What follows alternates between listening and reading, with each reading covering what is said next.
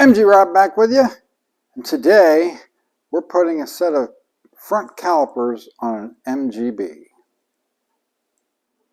So we got the 73 supercharged B back in the shop again.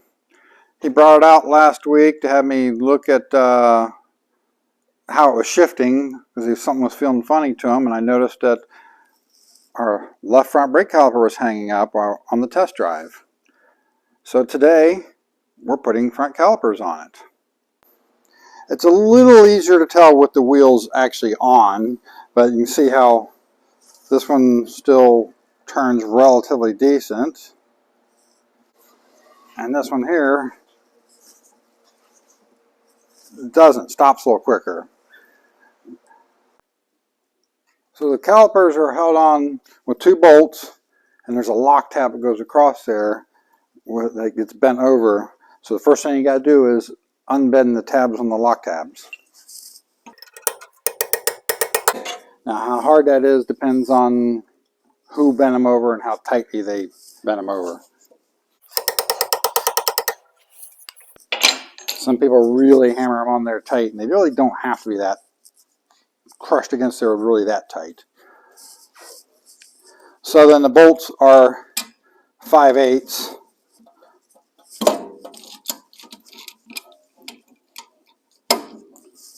heads on them. And then you got to take the line loose here, which would be a 9/16 line wrench. You should always use line wrenches on these, not just regular open-end wrenches, because they get a hold of them a lot better and lot less chance of stripping them out. And what I usually do is I got a big cup down here on the ground. I just let it drain into the cup. And then we got to take the brake hose loose, which in this case is a braided stainless hose.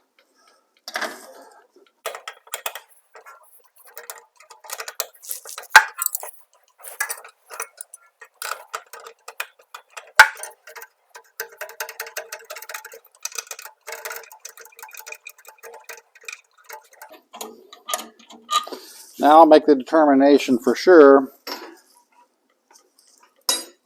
along with the owner of the car, whether we're actually going to put pads on it or not once we get it off and take a look at them.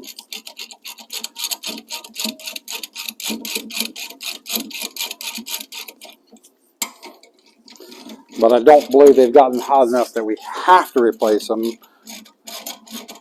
but we still may opt to go ahead and do it.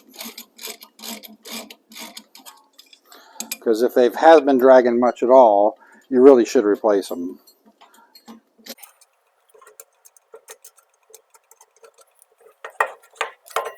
Taking them off is really as simple as that. Alright, so here are the old calipers next to the new ones. And like I said, the new ones are just cost effective enough. It's not really, if you're trying to do it at home yourself, it'd be worth rebuilding them. But if you're going to pay somebody, you'd end up spending more time rebuilding the old ones, or more money rebuilding the old ones than the new ones cost. They're about $145 for the set. So I just took a little bit of sandpaper, in this case it's 120 grit, and just lightly scuffed all of this to break the glaze so the pads will seat a little better. And of course, just like any other good British manual, reassembly is reverse or removal. Now I like to put these on unloaded, and then put the pads and everything on after it's installed. And like the hose and stuff, because it's a lot easier to tighten the hose when it's bolted on to the upright here. So now all we got to do is torque these down and bend the tabs back over, and these will be mounted ready for the hoses, pads, and hardware. Alright, so it's a good idea to go ahead and put the new copper crush washer on whenever you have the brake line loose. Now, if you do not have one available, you can actually heat them up till they just change color. That'd be annealing them, and then you could reuse them and they will seal again. So then once we got this on there, all we got to do is put the nut back on there and make sure the hose is sitting in a position to where it won't bind as you turn it before you tighten that. And then put the line back on there and snug it up. Alright, so in this case, after inspecting the pads, we found that they did not actually overheat to the point where they've done any real damage to the pads. There's no cracking or anything in them. So since there's so much thickness left there, we're going to go ahead and reuse them this time. But I scuffed them a little bit with the sandpaper just to break the glaze on them.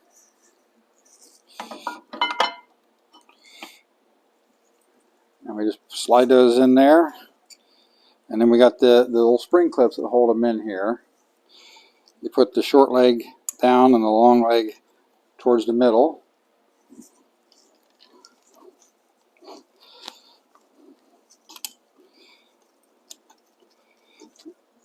And then slide this through.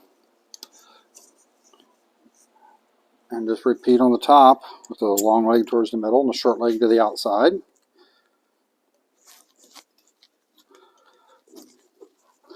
And all we got to do is bend these out a little bit.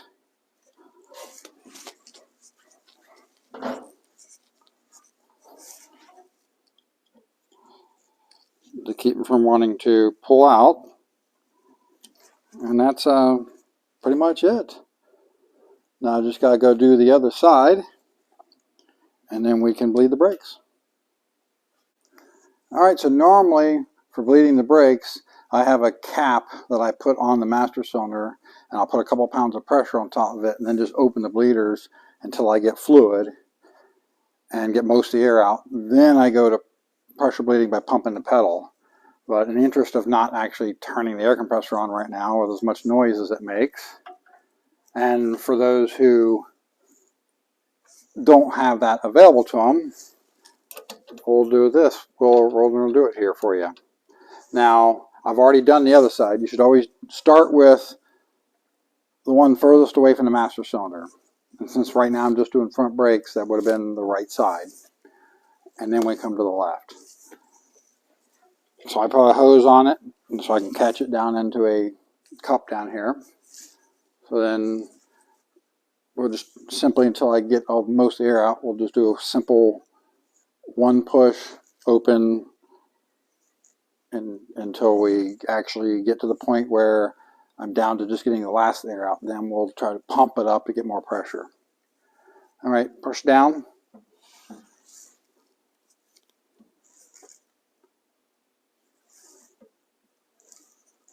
Up. Push down.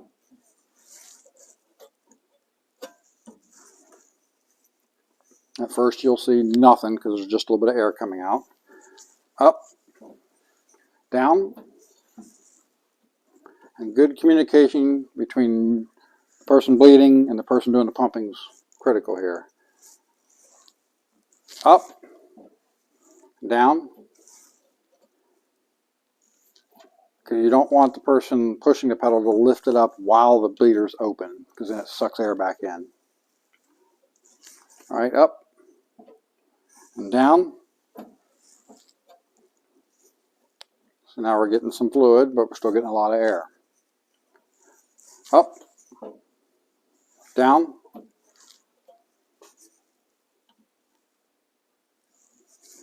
up, and down. And of course you want to periodically check the master cylinder to make sure you don't run out of fluid, which I'm going to do right now. Alright, I checked the master cylinder and topped it off with fluid, so now we can continue. Down. Up.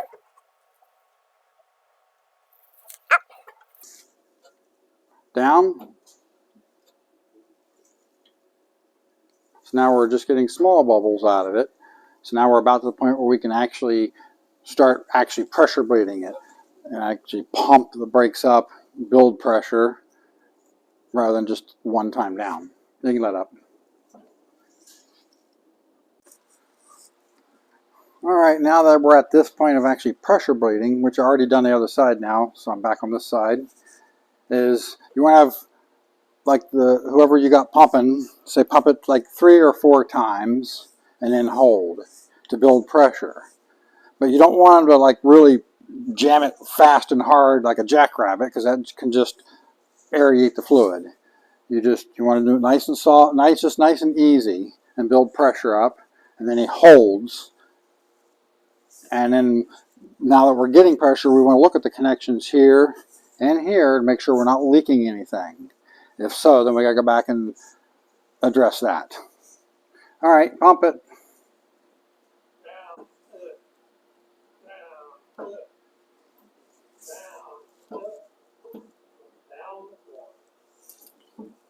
See, we're still getting some air.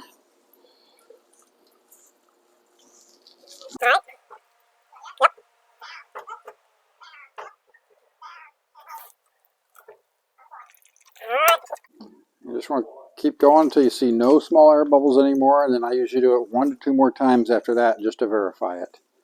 All right.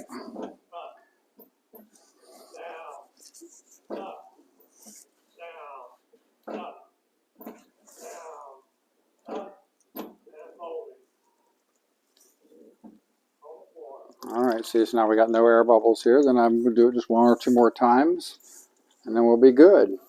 So let up. So, and once you check these connections, if you see anything leaking at all, then you can just go ahead and try tightening my hair more and see if that stops it. Same thing up here.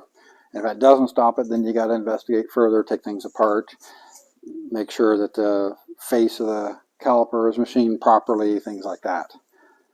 And that's pretty much the brake bleeding right there. And then we'll go ahead and do the back ones too, because one of the most neglected things on these cars is bleeding the brakes. You should actually bleed the brakes on anything like this about every other year, just to flush some new fluid in and get the old fluid out of the calipers and wheel cylinders and stuff, because brake fluid is hygroscopic. It does absorb moisture. At least dot 3 and dot 4 does, which I'm using dot 4 here. All right, so there's putting a set of calipers on an MGB. And as always, if you like what I'm doing, like and subscribe. That really does help my channel to grow. And don't forget to hit the notification bell so you know when new videos are coming out. So, this is MG Rob. Later.